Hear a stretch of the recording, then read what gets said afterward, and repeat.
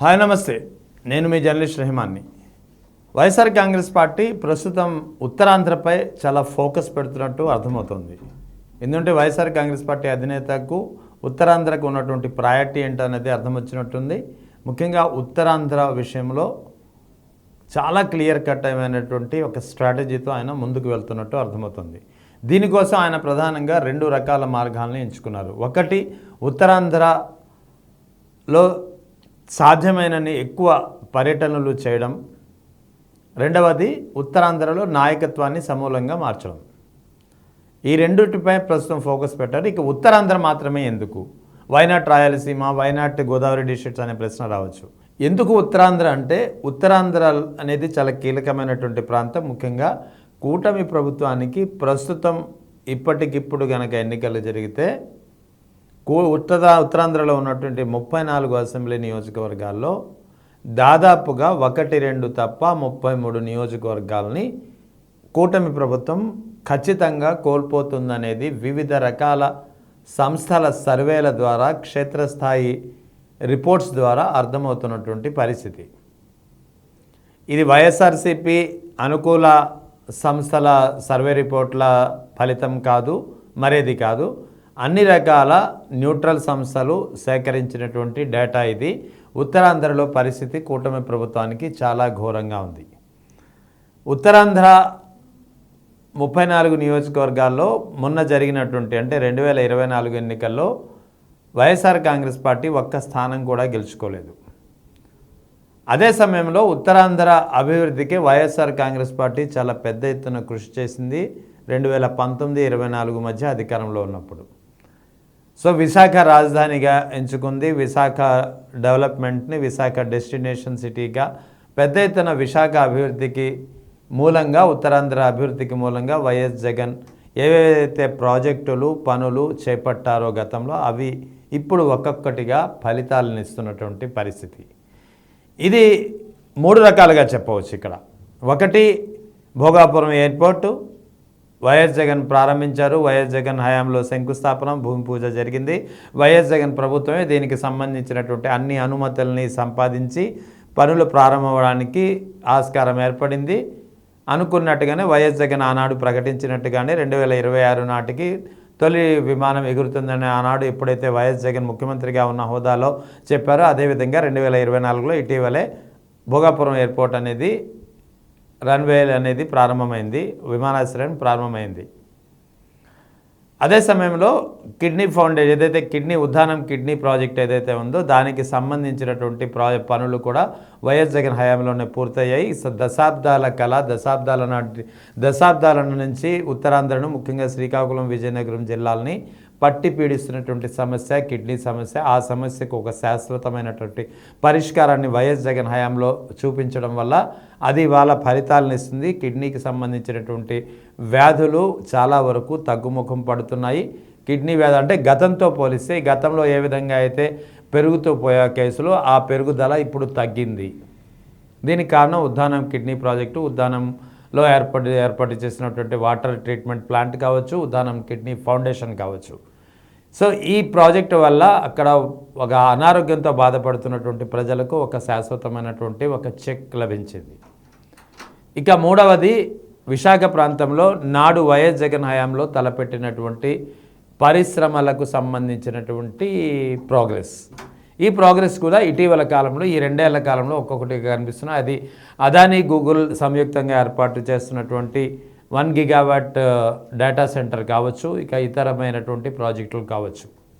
ఈ ప్రాజెక్టులకు సంబంధించినటువంటి పనులు కూడా వైఎస్ జగన్ హయాంలోనే వీటికి అంకురార్పణ జరిగింది, ఒప్పందాలు జరిగాయి, పనులు ప్రారంభమయ్యాయి, ల్యాండ్ అలాట్మెంట్ జరిగింది. ఇప్పుడు వాటికి సంబంధించినటువంటి కార్యాచరణ అమల్లోకి వస్తుంది. సో ఇదంతా ప్రజలు ఇప్పుడు గ్రహిస్తున్నారు. 2024లో బహుశా ప్రజలకు వైఎస్ జగన్ చేసినటువంటి పనులు కానీ, వైఎస్ జగన్ ఉత్తరాంధ్ర అభివృద్ధికి చేపట్టినటువంటి పనుల గురించి కానీ బహుశా దాని ఫలితాలు ఎలా ఉంటాయనేది తెలిసి ఉండకపోవచ్చు. ఇప్పుడు ఈ 2 ఏళ్ల కూటమి ప్రభుత్వ హయాంలో అవన్నీ ఒక్కొక్కటిగా ప్రాక్టికల్గా అమల్లోకి వచ్చేసరికి వాటి యొక్క రిజల్ట్ అనేది ఏంటి, ఎవరు స్థాపించారు, ఏంటి క్రెడిట్ ఎవరిది అనే విషయంలో వైఎస్ జగన్ చేసినటువంటి పనులను ఒక్కొక్కటిగా ప్రజలకు ఇప్పుడు గుర్తుకొస్తున్నాయి. సో ఈ నేపథ్యంతో పాటు ఉత్తరాంధ్రలో ఉన్నటువంటి కూటమి ఎమ్మెల్యేలపై మంత్రులపై ఉన్నటువంటి తీవ్రమైనటువంటి అవినీతి వైఎస్ఆర్ కాంగ్రెస్ పార్టీకి ఒక ఆయుధంగా మారింది.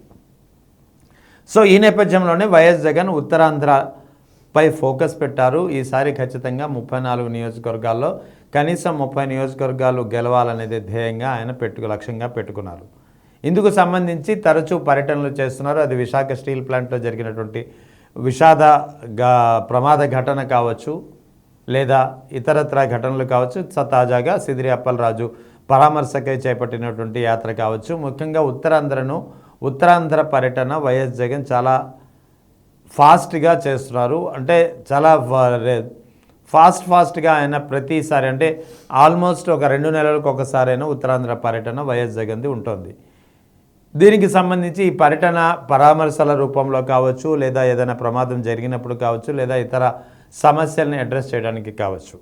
సో ఏమైనప్పటికీ ఉత్తరాంధ్ర పర్యటనలపై వైఎస్ జగన్ ఫోకస్ పెడుతున్నారు. ఉత్తరాంధ్ర పర్యటనలో ముఖ్యంగా ఉత్తరాంధ్రకు సంబంధించినటువంటి నేతలపై నమోదవుతున్నటువంటి కేసులు, అక్రమ కేసులు, అరెస్టులు, ఈ వ్యవహారంపై ప్రజల్లో ఒక సానుభూతి పెరుగుతుంది. ఆ సానుభూతిని ఎన్కాష్ చేసుకునే దిశగా వైఎస్ఆర్ కాంగ్రెస్ పార్టీ ప్రయత్నిస్తోంది. అందుకే వైఎస్ఆర్ కాంగ్రెస్ పార్టీ అధినేత వైఎస్ జగన్ తరచూ పర్యటనలు షెడ్యూల్ చేస్తున్నారు. ఉత్తరాంధ్రకు సంబంధించి ఉత్తరాంధ్రపై ఆయన ఫోకస్ అలా ఉంది. ఇక రెండవది నాయకత్వ మార్పు. ముఖ్యంగా ఎవరైతే యాక్టివ్గా ఉన్నారో ఉత్తరాంధ్రకు సంబంధించి, ఆ ఉత్తరాంధ్రలో యాక్టివ్గా ఉన్నటువంటి నేతల్ని తప్ప ఇన్యాక్టివ్గా ఉన్నటువంటి నేతల్ని దాదాపుగా సమూలంగా మార్చేయడానికి వైఎస్ జగన్ నిర్ణయించుకున్నట్లు తెలుస్తోంది. దీనికి సంబంధించి వైఎస్ జగన్కు మాత్రమే నేరుగా కాంటాక్ట్లో ఉండే ఒక థర్డ్ పార్టీ ఏజెన్సీ ఇచ్చే క్షేత్రస్థాయి రిపోర్ట్ ఆధారంగా ఆయన నిర్ణయాలు తీసుకుంటున్నారు. దీనికోసం ఆయన తాడేపల్లిలోని వైఎస్ఆర్ కాంగ్రెస్ పార్టీ ప్రధాన కార్యాలయంలో ఎవరైతే కార్యాలయ బాధ్యతలు చూస్తున్నారో, నేతలుగా ఉన్నారో, వీరిచ్చే రిపోర్ట్ను ఆయన పరిగణలో తీసుకోవడం లేదు వైఎస్ జగన్. కేవలం థర్డ్ పార్టీ ఏజెన్సీ ఎవరైతే నేరుగా వైఎస్ జగన్తో మాత్రమే, మరెవరితో సంప్రదింపులు లేకుండా నేరుగా వైఎస్ జగన్తో మాత్రమే టచ్లో ఉండే ఒక ఏజెన్సీ ఇచ్చే రిపోర్ట్ ఆధారంగా ఆయన చర్యలు తీసుకుంటున్నారు. దీనికి సంబంధించి ముఖ్యంగా ఇద్దరు కీలకమైనటువంటి నేతలు, ఒకరు బొత్స సత్యనారాయణ, 2 ధర్మాన ప్రసాదరావు, ఈ ఇద్దరికి సంబంధించినటువంటి వారసులకు ప్రాతినిధ్యం కల్పించనున్నారు వైఎస్ జగన్. ఈ ఇద్దరు కీలకమైనటువంటి సీనియర్ వైఎస్ఆర్ కాంగ్రెస్ పార్టీ నేతలు, సీనియర్ మాజీ కాంగ్రెస్ నేతలు. వీరికి నియోజకవర్గాల్లో ఉన్నటువంటి పట్టు చాలా ఎక్కువ. శ్రీకాకుళం, విజయనగరం జిల్లాలో ఈ ఇద్దరు నేతలకు ఉన్నటువంటి పట్టు అంతా ఇంత కాదు. ఏ నియోజకవర్గంలో ఎలాంటి సమస్య ఉన్నది అడ్రస్ చేయడంలో కానీ, వాటిని పసిగట్టడంలో కానీ ఇద్దరు నేతలు అందవేసిన చెయ్యి అని చెప్పాలి. అటువంటి నేతల నేతృత్వంలో ఉత్తరాంధ్ర బాధ్యతలు అప్పగించి వారి వారసులకు ఈసారి ఎంట్రీ ఇవ్వడానికి గ్రీన్ సిగ్నల్ ఇవ్వనున్నారు వైఎస్ జగన్. సో ఎవరైతే యాక్టివ్గా లేరో ఆ నేతలకు మాత్రం చెక్ పెట్టనున్నారు. ముఖ్యంగా ఉత్తరాంధ్ర అనేది ఇప్పుడు వైఎస్ జగన్కు చాలా కీలకమైనటువంటి ఒక ఫోకస్డ్ ప్లేస్గా మారింది. అందుకు తగ్గట్టుగానే ఆయన స్ట్రాటజీలు ఉన్నాయి. ముఖ్యంగా తాడేపల్లి కేంద్ర బాధ్యతలు కూడా ఉత్తరాంధ్రకు సంబంధించినటువంటి కీలక నేతకు అప్పగించే అవకాశాలు ఉన్నాయనే చర్చ కూడా గతంలో నడిచింది. సో ఓవరాల్గా ఏదేమైనప్పటికీ ఉత్తరాంధ్రలో పెద్ద ఎత్తున ఫోకస్ పెట్టారు. ఉత్తరాంధ్రలో కూటమి ప్రభుత్వంపై ఉన్నటువంటి వ్యతిరేకతను, అసంతృప్తిని ఎన్కాష్ చేసుకోవడానికి వైఎస్ జగన్ పూర్తిగా సన్నాహాలు చేస్తున్నారు.